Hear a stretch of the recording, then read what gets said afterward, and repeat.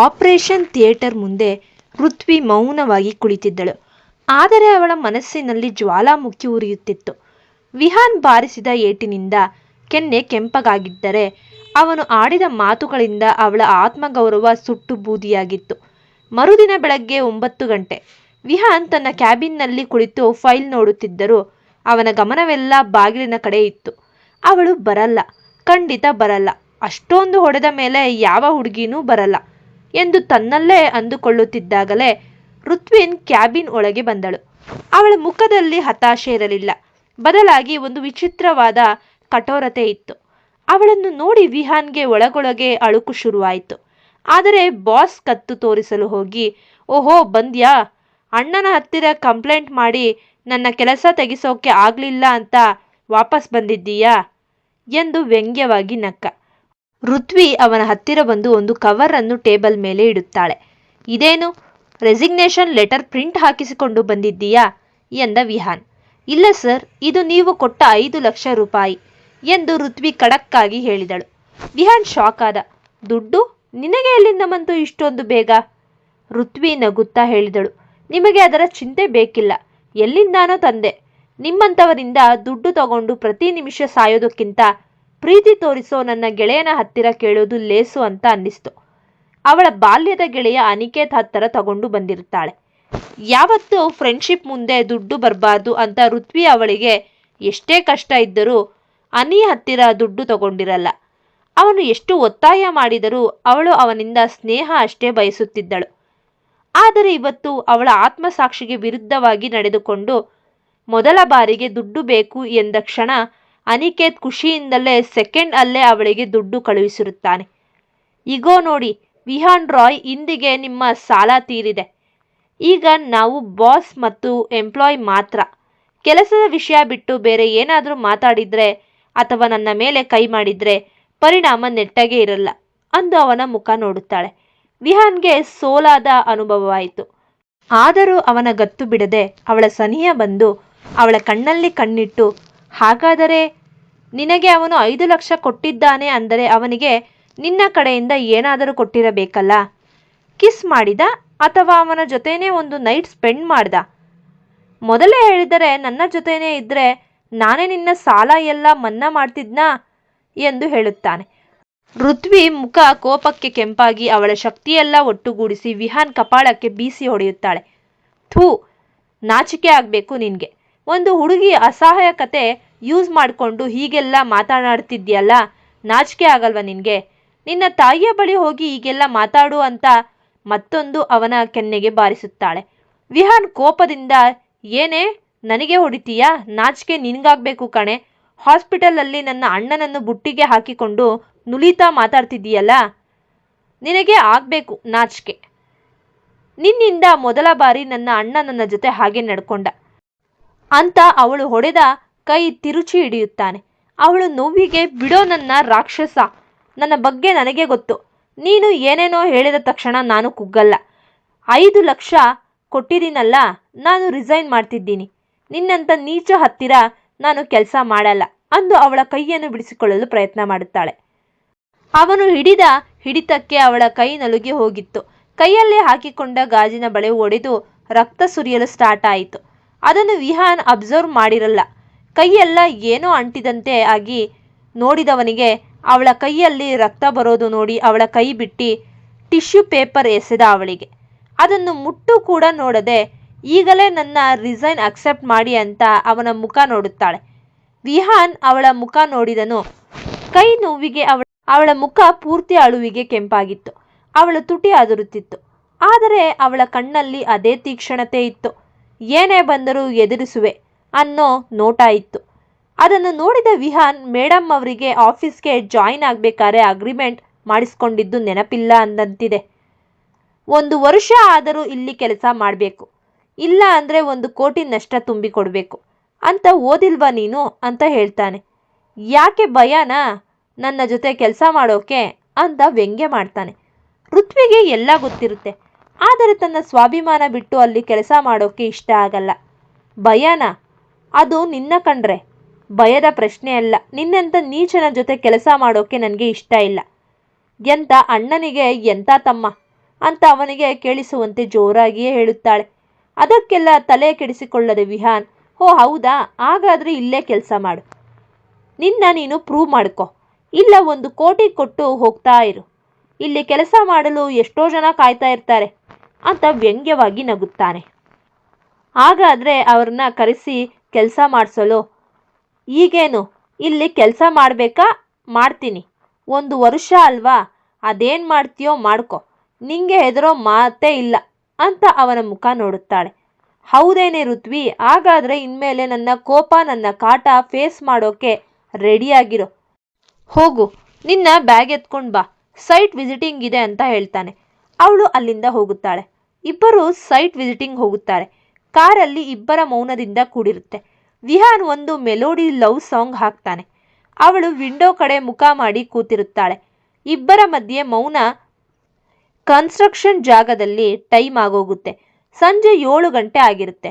Ruthvi time ಆಗಿದೆ, ಮನೆಗೆ ಹೋಗೋಣ ಅಂದಾಗ, ಹೋ ಅಮ್ಮೋರು ಏನು ಡ್ರೈವರ್ ಅನ್ಕೊಂಡಿದ್ದೀರಾ, ನೀವು ಹೇಳಿದಾಗ ಹೋಗೋಕ್ಕೆ, ನನಗೆ ಗೊತ್ತು ಎಷ್ಟು ಗಂಟೆಗೆ ಹೊರಡಬೇಕೆಂದು ಎಂದು ಹೇಳಿ ಅಲ್ಲಿಂದ ರಾತ್ರಿ 8 ಗಂಟೆಗೆ ಹೊರಡುತ್ತಾರೆ.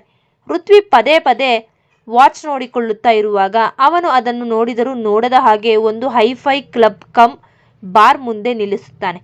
ಅದನ್ನು ನೋಡಿದ ಋತ್ವಿ, ಸರ್ ನನ್ನ ಮನೆಗೆ ಬಿಡಿ, ನಾನು ಹೋಗಲೇಬೇಕು, ಆಗಲೇ ಟೈಮ್ ಆಗಿದೆ ನನಗೆ ಅಂತ ಅಂದಾಗ, ಮೇಡಮ್ ಅಗ್ರಿಮೆಂಟ್ ನೆನಪಿಲ್ವಾ, ನಾನು ಎಲ್ಲಿ ಹೋದರೂ ನೀನು ಅಲ್ಲಿ ಬರಬೇಕು ಅಷ್ಟೇ, ಜಾಸ್ತಿ ಮಾತಾಡಬೇಡ, ಒಂದು 10 ನಿಮಿಷ ಬಾ, ನನ್ನ ಪ್ರೀಸಿಯಸ್ ಟೈಮ್ ವೇಸ್ಟ್ ಮಾಡಬೇಡ, ಇದು ನನ್ನ ಪ್ರೈವೇಟ್ ಟೈಮ್ ಅಂತ ಬಾರ್ ಒಳಗೆ ಅವಳನ್ನು ಕರೆದುಕೊಂಡು ಹೋಗುತ್ತಾನೆ. ಋತ್ವಿ, ಸುಮ್ಮನೆ ಮಾತಾಡಿದ್ರೆ ಟೈಮ್ ಆಗುತ್ತೆ, 10 ನಿಮಿಷ ಅಲ್ವಾ, ಅಪ್ಪ ದೇವ್ರೆ, ಇವನ ಜೊತೆ ಕೆಲಸ ಮಾಡೋಕೆ ಹೋಗಿ ಇನ್ನೂ ಎಲ್ಲೆಲ್ಲಿ ಹೋಗಬೇಕು ನಾನು ಅಂತ ಮುಖ ಸಿಂಡರಿಸಿಕೊಂಡು ಒಳಗೆ ಹೋಗುತ್ತಾಳೆ. ಒಳಹೋದ ಅವಳಿಗೆ ಅಲ್ಲಿರೋರ್ನ ನೋಡಿ ವಾಕಳಿಕೆ ಬಂದಂಗೆ ಆಗುತ್ತೆ. ಯಾವತ್ತೂ ಅಲ್ಲಿಗೆಲ್ಲ ಕಾಲಿಡದ ಅವಳು ಅಲ್ಲಿರೋ ಕೆಟ್ಟದಾಗಿ ಡ್ರೆಸ್ ಮಾಡಿಕೊಂಡಿರೋ ಹುಡುಗಿರೋ, ತುಂಬ ಟೈಟಾಗಿ ಮತ್ತಲ್ಲೇ ತೇಲಾಡುತ್ತಿರುವ ಹುಡುಗರು, ಹಾಗೆ ಹುಡುಗ ಹುಡುಗಿ ಅಂತ ಭೇದವಿಲ್ಲದೆ ಇಬ್ಬರು ಒಟ್ಟಿಗೆ ಕುಡಿದು ಸಿಗರೇಟ್ ಸೇದೋದು, ಹಾಗೆ ಹುಡುಗ ಹುಡುಗಿ ಮೈ ಮೇಲೆ ಬೀಳ್ಕೊಂಡು ಡ್ಯಾನ್ಸ್ ಮಾಡೋದು, ಅದನ್ನು ನೋಡಿ ಋತ್ವಿಗೆ ಅಸಹ್ಯ ಆಗಿ, ವಿಹಾನ್ ಸರ್ ನಾನು ಇಲ್ಲಿರಲ್ಲ, ನಾನು ಕಾರಲ್ಲಿ ಬೇಕಿದ್ರೆ ವೆಯ್ಟ್ ಮಾಡ್ತೀನಿ ಅಂತ ಹೇಳ್ತಾಳೆ. ಹೇ ಬಾರೆ ಸುಮ್ಮನೆ, ಒಂದು 10 ನಿಮಿಷ ಇಲ್ಲೇ ಕೂರು ಅಂತ ಅಲ್ಲಿರೋ ಸೋಫಾದಲ್ಲಿ ಕೂರಿಸ್ತಾನೆ. ಅವಳು ಏನು ಹೇಳಲಾಗದೆ ಸುಮ್ಮನೆ ಕೂರುತ್ತಾಳೆ. ವಿಹಾನ್ ತನ್ನ ರೆಗ್ಯುಲರ್ ಡ್ರಿಂಕ್ ತಗೊಂಡು ಕುಡಿಯಲು ಸ್ಟಾರ್ಟ್ ಮಾಡುತ್ತಾನೆ. 1 2 ಅಂತ ಸ್ಟಾರ್ಟ್ ಮಾಡಿದವನು ಆಗಲೇ 5 ಪೆಗ್ ವಿಸ್ಕಿ ಮುಗಿಸಿರುತ್ತಾನೆ. ಈ ಕಡೆ ಋತ್ವಿ ಒಬ್ಬಳೇ ಕೂತಿರೋದು ನೋಡಿ ಒಬ್ಬ ಜೊಲ್ಲು ಪಾರ್ಟಿ ಕುಡಿದು ತೂರಾಡುತ್ತಾ, ಹೇ ಬೇಬಿ ಬರ್ತೀಯಾ ಡ್ಯಾನ್ಸ್ ಮಾಡೋಕೆ ಅಂತ ಕೈ ಹಿಡಿಯಲು ಹೋಗುತ್ತಾನೆ. ಋತ್ವಿ ಅವನ ಕೈ ತಿರುಗಿಸಿ ಲೋಫರ್ ತಂದು, ಡ್ಯಾನ್ಸ್ ಮಾಡೋಕೆ ಬರಬೇಕಾ ಅಂತ ಅವನ ಮುಖಕ್ಕೆ ಒಂದು ಪಂಚ್ ಕೊಟ್ಟು ಕಳುಹಿಸುತ್ತಾಳೆ. ಅವನು ಅವಳ ಅವತಾರ ಕಂಡು ಅಲ್ಲಿಂದ ಓಡಿ ಹೋಗುತ್ತಾನೆ. ದೂರದಿಂದ ಋತ್ವಿನ ನೋಡುತ್ತಿದ್ದ ವಿಹಾನ್, ವಾ ಮೇರೆ ಲಡ್ಕಿ, ಮೈ ಋತು ಬಂಗಾರಿ, ಸೂಪರ್ ಶಾಟ್ ಅಂತ ಕೂಗುತ್ತಾನೆ. ಅವನ ಮಾತು ಕೇಳಿಸಿಕೊಂಡ ಋತ್ವಿ, ಹೋ ಮತ್ತೆ ಸ್ಟಾರ್ಟ್ ಆಯ್ತು ಈ ಕುಡ್ಕೊಂದು, ಜಾಸ್ತಿ ಆಗಿದೆ ಅನ್ಸುತ್ತೆ ಕುಡ್ದಿರೋದು ಅಂತ ಅವನ ಬಳಿ ಹೋಗಿ, ಸರ್ ಟೈಮ್ ಆಯ್ತು ನಡೀರಿ ಅಂತ ಹೇಳ್ತಾಳೆ. ಹೇ ಇರೇ ಬಂಗಾರಿ, ಇನ್ನೊಂದು ಪೆಗ್ ಅಂತ ಹಠ ಹಿಡಿದು ಅದನ್ನು ಕುಡಿದು ನಡಿ ಈಗ ಹೋಗೋಣ ಅಂತಾನೆ. ಅವಳು ಸರಿ ಸರಿ ಅಂತ ಬೇಗ ಬೇಗ ಅಲ್ಲಿಂದ ಬಂದು ಕಾರ್ನಲ್ಲಿ ಕೂರುತ್ತಾಳೆ. ಅವನು ಕಾರ್ ಕೀ ಅವಳಿಗೆ ಕೊಟ್ಟು, ಕಾರ್ ಓಡಿಸು, ನನಗೆ ಫುಲ್ ಟಯರ್ಡ್ ಆಗಿದೆ ಅಂತ ಡ್ರೈವಿಂಗ್ ಸೀಟ್ ಪಕ್ಕದಲ್ಲೇ ಕೂರುತ್ತಾನೆ. ಅವಳು, ಇದೆಲ್ಲ ಬೇಕಿತ್ತ ನನಗೆ, ಈ ಕುಡುಕರ ಸಹವಾಸ ಸಾಕು ನನಗೆ ಅಂತ ಡ್ರೈವಿಂಗ್ ಸೀಟಲ್ಲಿ ಕುಳಿತು ಕಾರ್ ಸ್ಟಾರ್ಟ್ ಮಾಡುತ್ತಾಳೆ. ತನ್ನ ಗೆಳೆಯ ಅನಿಕೇತ್ ಕಾರ್ ಡ್ರೈವ್ ಮಾಡೋದು ಕಲಿಸಿರುತ್ತಾನೆ. ಸೊ ಈಗ ಅವಳಿಗೆ ಕಾರ್ ಓಡಿಸೋದು ಕಷ್ಟ ಏನನ್ಸಲ್ಲ. ಅವಳ ಡ್ರೈವಿಂಗ್ ನೋಡಿ ವಿಹಾನ್ ಫಿದಾ ಆಗುತ್ತಾನೆ. ಹೇ ಋತು ಬಂಗಾರಿ, ನಿನಗೆ ಇದೆಲ್ಲ ಬರುತ್ತಾ, ನಾನೇನು ಸುಮ್ಮನೆ ಹೇಳ್ದೆ ಕಾರ್ ಓಡಿಸು ಅಂತ, ಆದರೆ ನೀನು ಚೆನ್ನಾಗಿಯೇ ಓಡಿಸ್ತೀಯಾ ಅಂತ ಅವಳ ಮುಖ ನೋಡುತ್ತಾನೆ. ಅವಳು ಮಾತನಾಡದೆ, ಸರ್ ನಿಮ್ಮ ಮನೆ ರೂಟ್ ಹೇಳಿ ಅಂತ ಅವನ ಮುಖ ನೋಡುತ್ತಾಳೆ. ಅವನು, ಹೇ ನಾನು ಕುಡಿದಾಗ ಮನೆಗೆ ಹೋಗಲ್ಲ, ನನ್ನ ಫಾರ್ಮ್ ಹೌಸ್ಗೆ ಹೋಗ್ತೀನಿ ಅಂತ ರೂಟ್ ಹೇಳುತ್ತಾನೆ. ಅವಳು ಅಲ್ಲಿಗೆ ಕರೆದುಕೊಂಡು ಹೋಗುತ್ತಾಳೆ. Watchman gate ತೆಗೆಯುತ್ತಾನೆ. ಅವಳು ಕಾರ್ ನಿಲ್ಲಿಸಿ, ಸರ್ ನೀವು ಹೇಳಿದ ಮನೆ ಬಂದಿದೆ ನೋಡಿ ಅಂತ ಅಂದಾಗ, ಅದಾಗಲೇ ಅವನು ಇಳಿದು, ನೀನು ಬಾರೆ, ಆಗಲೇ ಟೈಮ್ 10 ಗಂಟೆ ಆಗಿದೆ, ನಾಳೆ ಬೆಳಿಗ್ಗೆ ಹೋಗುವಂತೆ ಅಂತಾನೆ. ಋತ್ವಿ ಅವನ ಮುಖ ನೋಡುತ್ತಾ, ಅದೆಲ್ಲ ಅವಶ್ಯಕತೆ ಇಲ್ಲ, ನಾನು ಆಟೋ ಮಾಡಿಕೊಂಡು ಹೋಗ್ತೀನಿ ಅಂತ ಅಲ್ಲಿ ನಿಲ್ಲದೆ ಗೇಟ್ ಹತ್ತಿರ ಹೋಗಿ ಮೊಬೈಲ್ ತೆಗೆದು ಆಟೋ ಬುಕ್ ಮಾಡಲು ಹೋಗುತ್ತಾಳೆ.